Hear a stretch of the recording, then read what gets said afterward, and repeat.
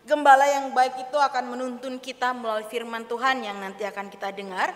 Karena mari kita memberi diri untuk dibimbing pada air yang tenang, pada padang rumput yang hijau melalui firman Tuhan yang bersebentar juga akan kita renungkan. Kita pujikan Gembala baik bersolinan merdu.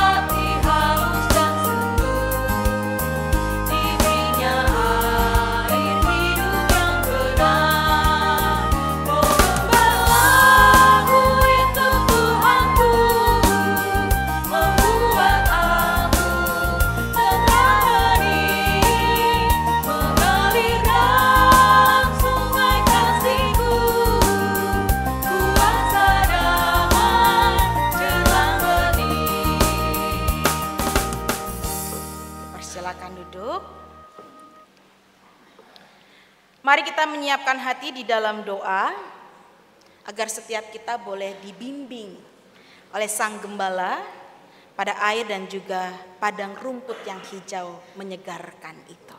Mari bersama kita berdoa. Saat ini ya Tuhan, biarlah setiap kami boleh benar-benar menjadi domba-domba yang sungguh haus akan kebenaran firman-Mu. Sehingga kami semakin merasakan tuntunan Sang Gembala yang membawa kami ke air yang tenang, yang membawa kami ke padang rumput yang hijau, yang tidak membiarkan kami lebih jatuh, bahkan jatuh di dalam lembah kekelaman. Bantu kami ya Tuhan untuk membuka diri dengan firman-Mu, menyambut firman ini dengan sukacita. Karena setiap kami sudah sedang dan akan selalu dicintai oleh Sang Gembala yang agung. Inilah kami yang siap dibentuk, bersabdalah kepada setiap kami lewat setiap kata demi kata yang kami dengar, baik dalam pembacaan Alkitab, nyanyian Mazmur, maupun melalui perenungan firman Tuhan. Kami percaya seutuhnya waktu ini, tempat ini, kehidupan kami, diri kami ada di dalam genggaman kuasa kasih Tuhan. Di dalam nama-Mu kami berserah. Amin. Bacaan pertama diambil dari Kisah Para Rasul pasal 9 ayat 36 sampai 43. Di Yope ada seorang murid perempuan bernama Tabita, yang di dalam bahasa Yunani disebut Dorcas. Perempuan itu banyak sekali berbuat baik dan memberi sedekah. Namun, pada waktu ia sakit, lalu meninggal. Setelah dimandikan, ia dibaringkan di ruang atas. Karena Lida dekat dengan Yope, murid-murid yang mendengar bahwa Petrus ada di Lida, menyuruh 2 orang kepadanya dengan permintaan, segeralah datang ke tempat kami. Berkemaslah Petrus dan berangkat bersama mereka.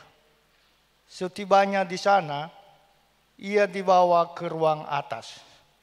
Semua janda datang berdiri dekatnya, dan sambil menangis, mereka menunjukkan kepadanya baju-baju dan pakaian yang dibuat Dorcas waktu ia masih bersama mereka. Namun Petrus menyuruh mereka semua keluar. Lalu ia berlutut dan berdoa. Kemudian ia berpaling ke jenazah itu dan berkata, "Tabita, bangkitlah." Lalu Tabita membuka matanya, dan ketika melihat Petrus, ia bangun lalu duduk. Petrus memegang tangannya dan membantu dia berdiri. Kemudian ia memanggil orang-orang kudus beserta janda-janda, lalu menunjukkan kepada mereka bahwa perempuan itu hidup. Peristiwa itu tersebar di seluruh Yope dan banyak orang yang menjadi percaya kepada Tuhan. Kemudian Petrus tinggal cukup lama di Yope, di rumah seorang yang bernama Simon, seorang penyamak kulit. Demikianlah sabda Tuhan. Syukur kepada Allah. Mari kita menanggapi sabda Tuhan dengan menyanyikan Mazmur 23 ayat 1 sampai 6.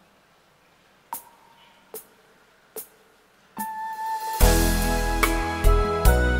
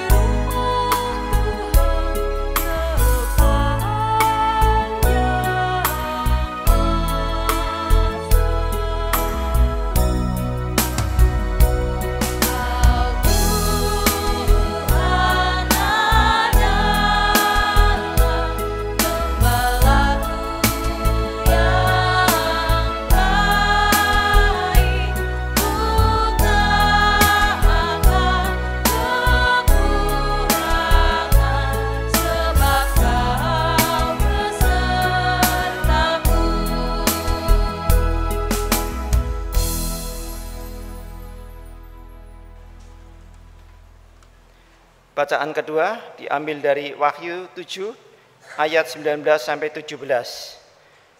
Setelah itu aku melihat sesungguhnya suatu kumpulan besar orang banyak yang tidak dapat dihitung jumlahnya dari segala bangsa, suku, umat, dan bahasa berdiri di hadapan tahta dan di hadapan Anak Domba, memakai jubah putih dan memegang daun-daun palem di tangan mereka.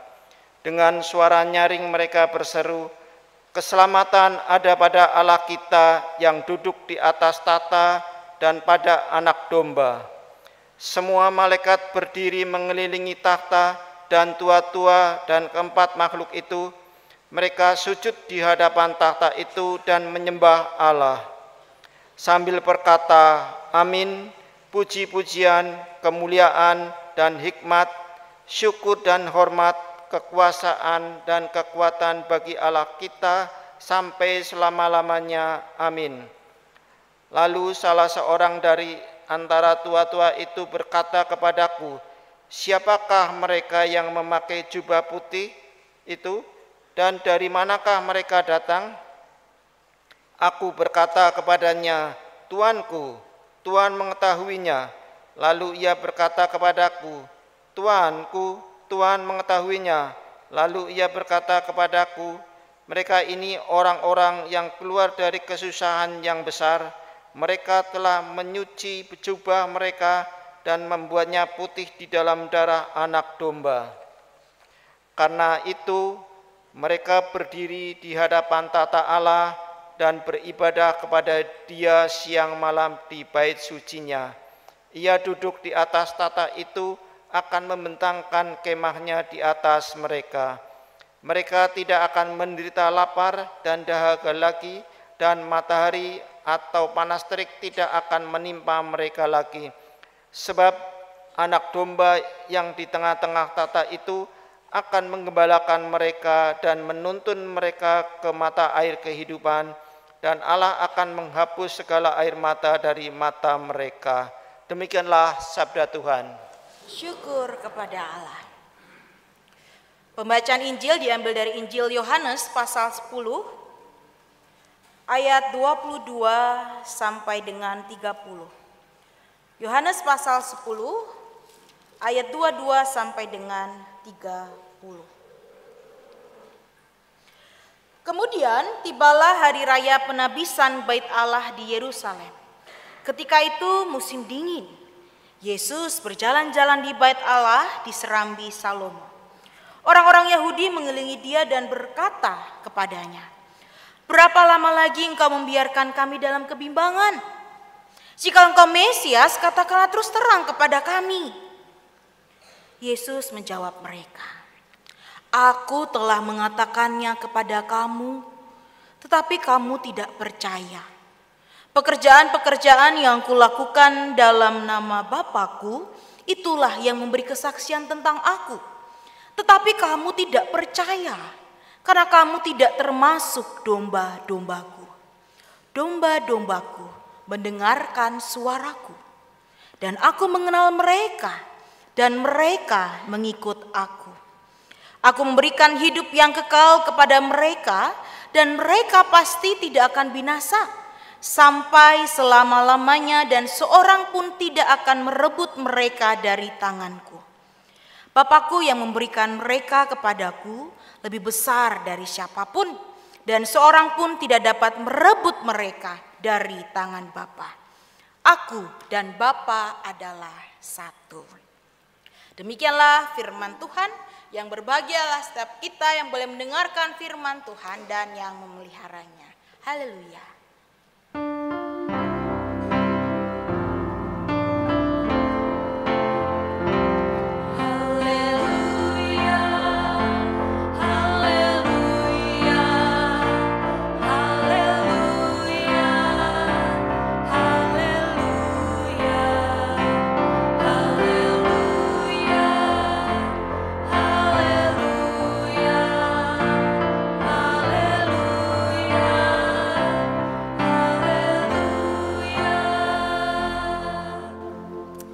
Ditampilkan slide khotbahnya.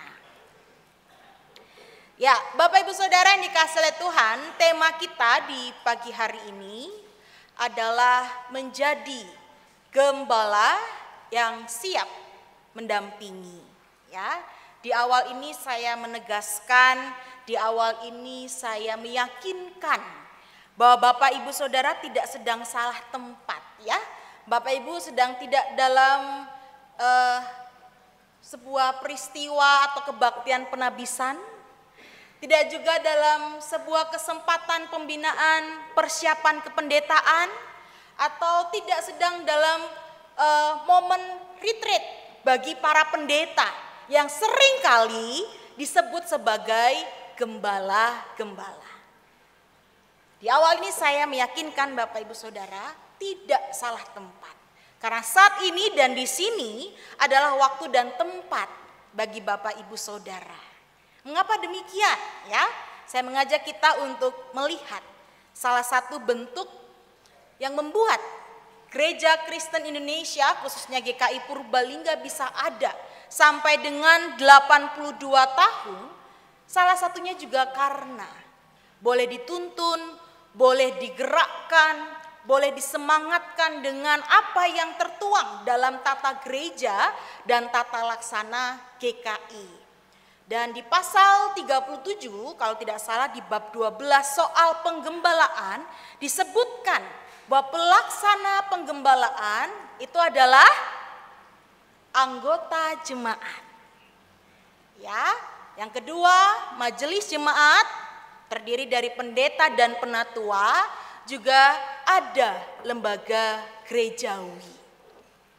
Jadi yang melaksanakan proses penggembalaan ternyata bukan hanya yang disebut sebagai pendeta. Itu mengapa tadi saya mengatakan Bapak Ibu Saudara sedang tidak salah tempat kalau pagi hari ini ada di sini.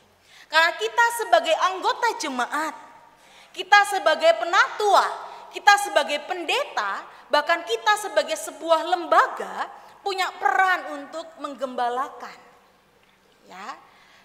Salah satu bentuk yang pasti kalau Bapak Ibu melihat kok bisa lembaga gerejawi menggembalakan. Ya contohnya ketika proses kependetaan, ada pelawatan yang dilakukan oleh lingkup-lingkup yang lebih luas. Kalau Bapak Ibu melihat warta jemaat, ada namanya perlawatan umum rutin jemaat yang dilakukan oleh BPMK.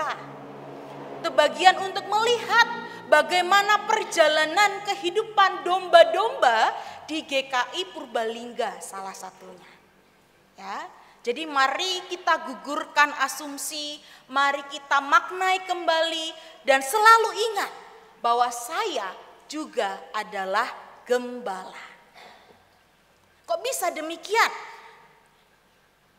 Karena biasanya kalau di Alkitab lebih kepada mereka yang diutus, yang mendapatkan wibawa rasuli gitu ya, atau mendapatkan berkat tertentu sehingga mereka bisa melanjutkan atau menunaikan panggilan sebagai gembala.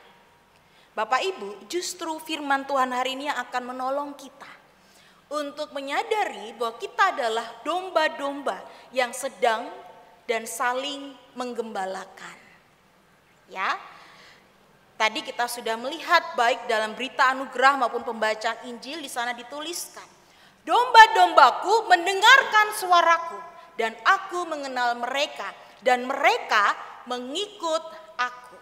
Kalau Bapak Ibu Saudara nanti melihat dalam Yohanes 10, kita tadi kebetulan membacanya dari ayat 22. Tapi kalau kita melihat dari ayatnya yang pertama sampai dengan ayatnya yang ke-21, di situ Yesus sedang menegaskan, mengajarkan bagaimana dia pribadinya adalah gembala yang baik. Sedang memberikan gambaran bahwa Yesus adalah gembala yang baik.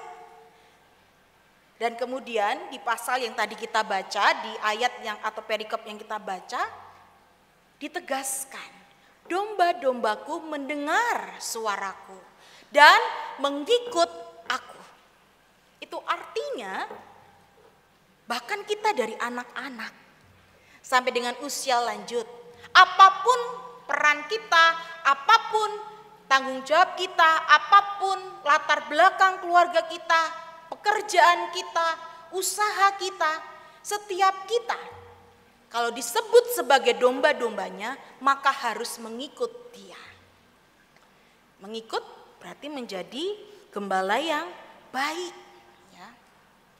Di dalam Yohanes 10 ayat 1:21, di sana diberikan perhatian secara khusus.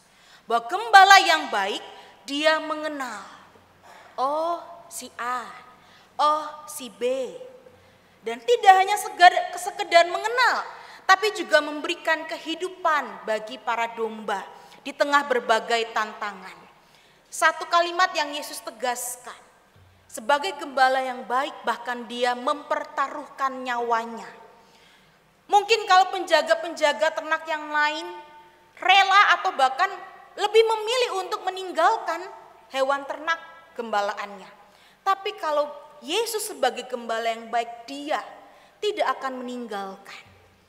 Dia bahkan akan memberikan hidup, termasuk nyawanya, untuk keselamatan para domba.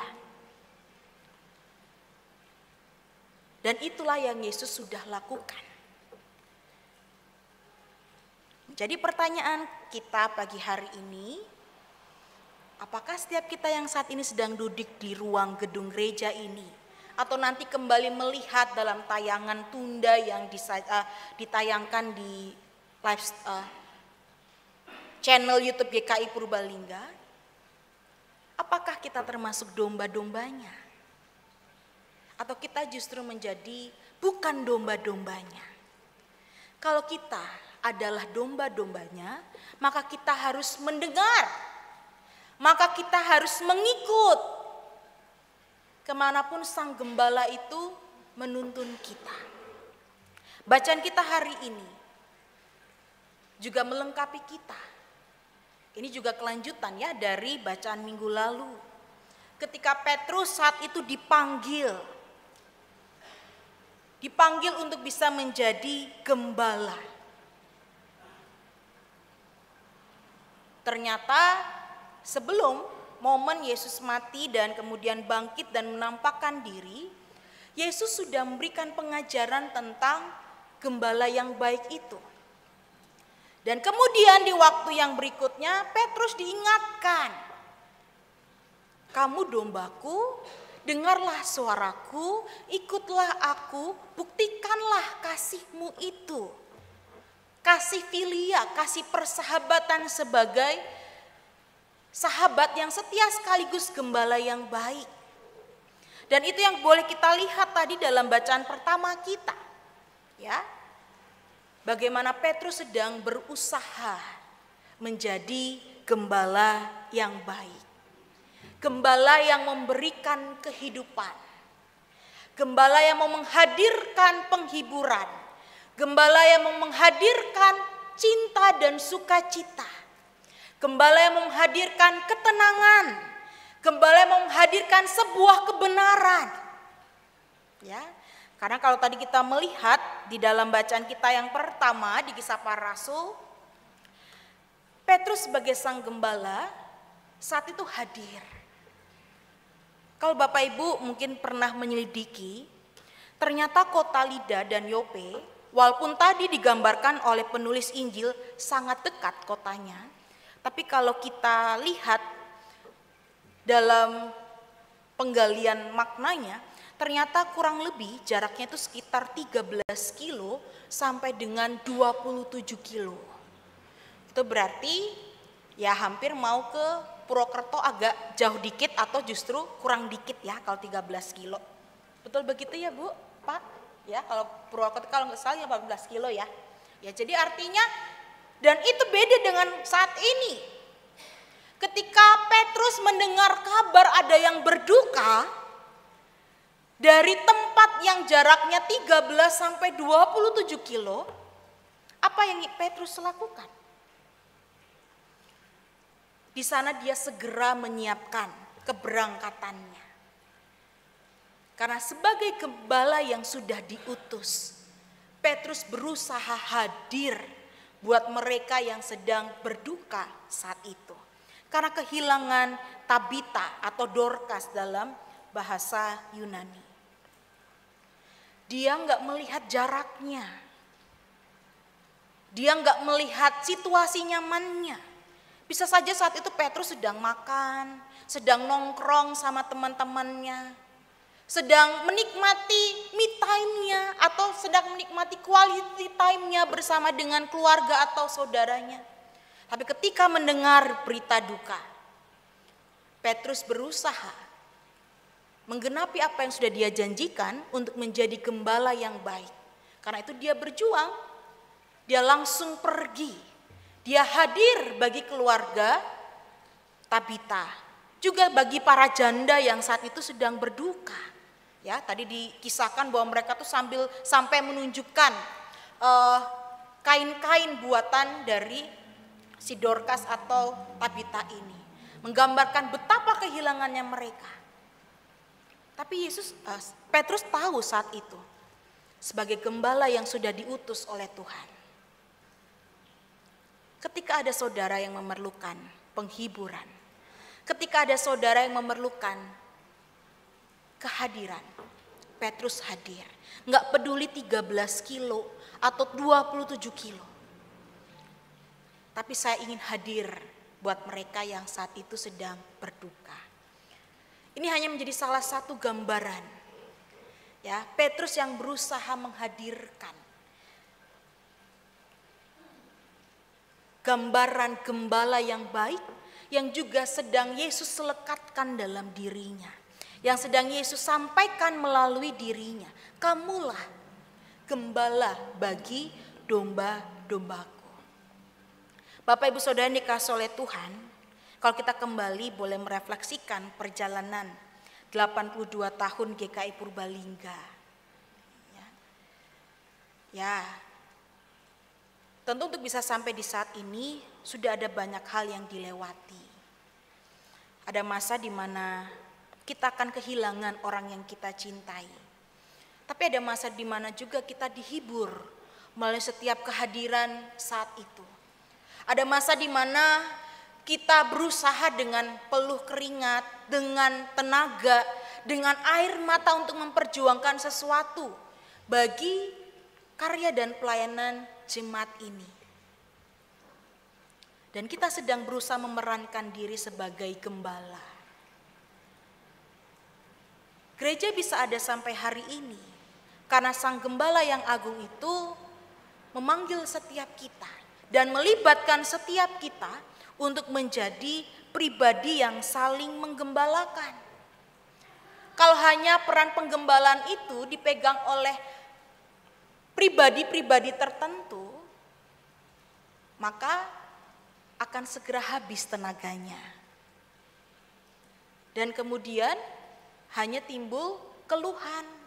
Kok aku nggak dihargai ya? Kok aku nggak diterima ya? Kok aku nggak dikasihi ya? Kok aku nggak diperhatikan ya? Tapi kalau setiap kita menyadari bahwa kita adalah gembala yang perlu hadir, kalau dalam Mazmur tadi dikatakan membaringkan, membuat orang menjadi merasakan keteduhan, ketenangan, ya, bukan merasakan situasi yang terpojok, bukan merasakan situasi yang sepi karena dijauhi, diabaikan, dikecewakan, dihianati, atau dicaci maki atau digosipin. Gembala itu juga membimbing ketika ada yang nggak tahu, ada PNJ yang baru, ada penatua yang baru, ada anggota jemaat yang baru, tidak dibiarkan, tapi kita sapa, kita sambut. Ya, coba Bapak Ibu Saudara perhatikan, ada yang baru di antara kita hari ini. Sudahkah disapa yang baru menurut Bapak Ibu? Ya, saya melihat dari atas, selamat datang keluarga yang berada di belakang Ibu Ging. Ya, senang sekali bisa juga boleh bersama-sama ibadah di tempat ini, dan juga setiap kita yang sebentar saya melihat dulu, juga ada keluarga dari Bang Fernando sepertinya juga baru bergabung. Ya, dan kalau ada yang terlewat, ya Bapak juga yang pakai baju kemeja biru di depan Bapak Widi, ya selamat datang juga. Dan juga kita yang mungkin sedang sempat merantau tapi kembali lagi Bu Nini dan setiap kita yang saat ini hadir, ya. Kalau kita upayakan situasi yang saling menyambut, situasi yang saling menerima, situasi yang saling membimbing. Oh, kamar mandinya ada di sana. Oh, parkir motor di sana. Ya. Oh, kalau perlu apa-apa tinggal sampaikan ke penatua. Oh, kalau ingin melayani sebagai PNJ atau pemusik, bisa juga menyampaikan kepada PNJ atau kepada Ibu Soni yang saat ini ada di atas gitu ya. Kita saling membimbing. Dan kalau itu kita semakin upayakan, dan saya yakin kita sudah melakukannya Bapak Ibu. Karena kalau nggak kita melakukannya, gereja ini GKI Purbalingga nggak sampai di usia 82 tahun. Tapi justru ini yang jadi PR kita ke depan. Apakah kehadiran kita yang sudah diutus menjadi gembala-gembala yang membawa ketenangan, penghiburan, penguatan, pengharapan, sukacita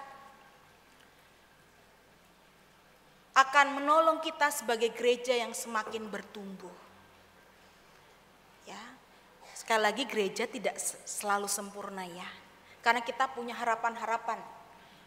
Kita punya harapan tentang komisi tertentu. Kita punya harapan tentang figur pendeta, figur penatua tertentu.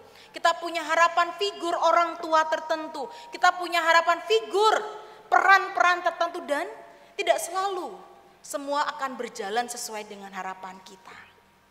Tapi justru disitulah panggilan kita sebagai domba yang saling menggembalakan. Bagaimana kita saling membimbing, saling mengarahkan, saling menuntun, saling menghibur. Ya. Apalagi saat ini tantangan kita itu sudah banyak.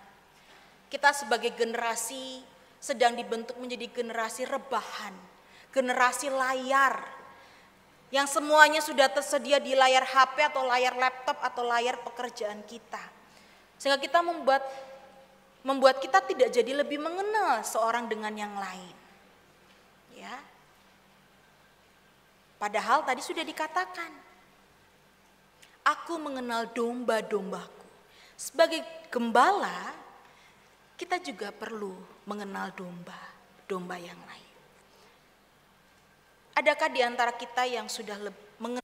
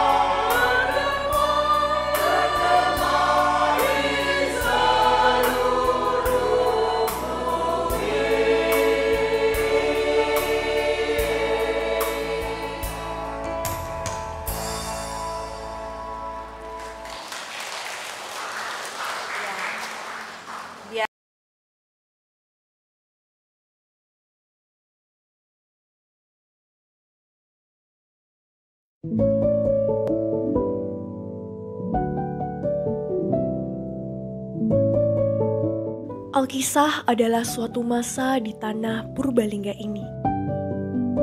Di dalam rancangannya, di waktu yang telah ditetapkan dalam kekekalannya. 1862. Seorang bernama Gan Kui, penginjil dari Amoy, tanah Tiongkok, dengan bantuan dari Mr. Anting, datang ke Purbalingga. Di dalam perkenanannya pula, dia bertemu dengan seorang Tionghoa beranakan tunggal di Purbalingga, Koteksan, seorang pedagang hasil bumi. Di dalam pertemuannya yang hanya sebentar, bahkan yang pertama dan terakhir, benih-benih Injil telah jatuh di tanah yang subur di dalam hati Koteksan.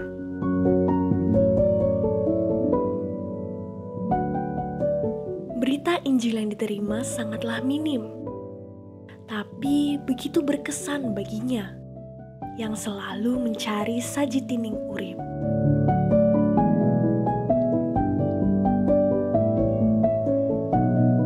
Gan Kui pun berpesan, bila ingin mengenal lebih dalam siapa Yesus Kristus, Koteksan bisa menemui Nyonya Van Destrum Philip di Banyumas.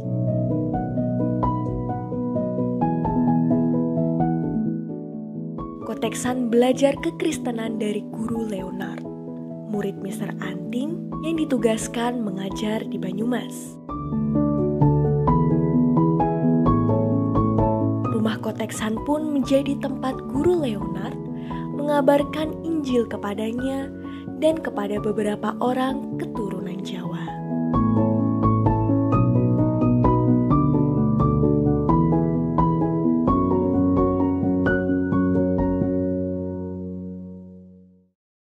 Suatu ketika, datanglah seorang pendeta bernama Pendeta Vermeer yang bertugas di Tegal untuk mengunjungi Banyumas. Selama melayani di Banyumas, Pendeta Vermeer juga mengunjungi Purbalingga.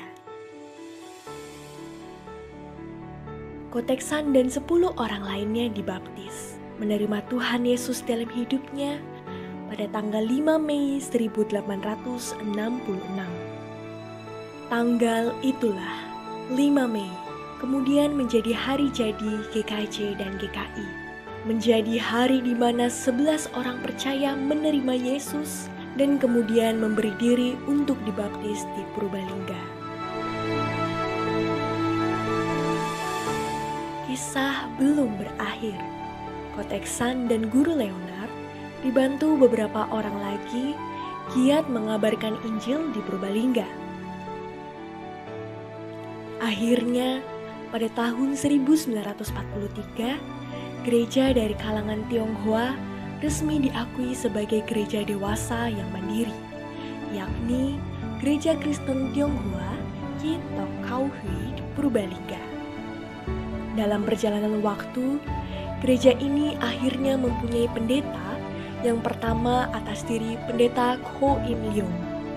Menyusul setelah itu ada Pendeta Lim Bang Kui atau Pendeta Handi Praditno, Pendeta Haniel Handoyo, dan Pendeta Hotler Abner Manurung yang Tuhan utus untuk menemani karya dan pelayanan umatnya di Purbalingga.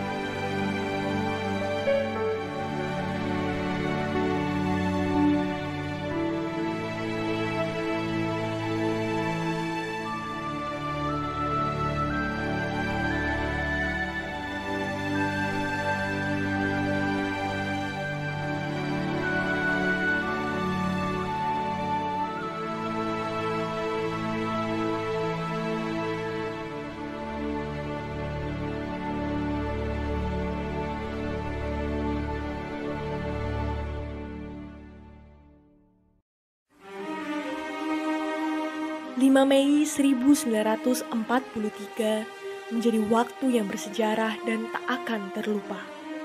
Dari tahun ke tahun, karya Tuhan atas jemaatnya selalu nyata. 80 tahun gereja ini telah menapaki jalan pelayanan, kesaksian, dan persekutuan bersama Tuhan Yesus, Sang Kepala Gereja, terkhusus di daerah Purbalingga.